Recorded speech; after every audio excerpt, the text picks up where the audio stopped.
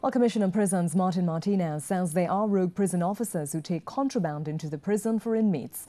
And he says a special squad established months ago by him prompted the revolt by inmates on prison officers earlier this week. He was speaking during the media briefing of the Special Prisons Committee. Again, here's Sheridan Lewis. The Prisons Commissioner said less than 10% of prison officers are what he called crooks who sneak in contraband such as marijuana, cell phones and weapons for inmates. In the whole economy, there are illegal cell phones in prison. This is prohibited. Money and marijuana, etc. A number of illegal substances and prohibited substances in prisons. These unauthorized items are brought in by prison officers, some prison officers, right? They are brought in, they are getting into the prison over the walls of the Port of Spain prison and the maximum security prison, over the fence of the Golden Grove prison and the Youth Training Center. They are brought in by visitors. They are brought in because of proper lack of supervision by the police and amalgamated security.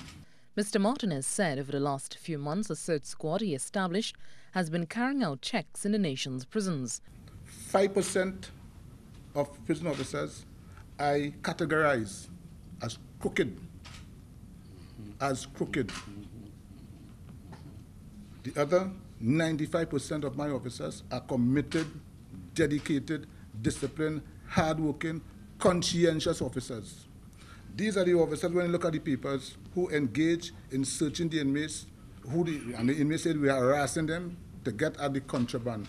I have a dedicated search squad whose only duty is to search the prison by day and by night, any hour of the day and night, at regular and irregular intervals.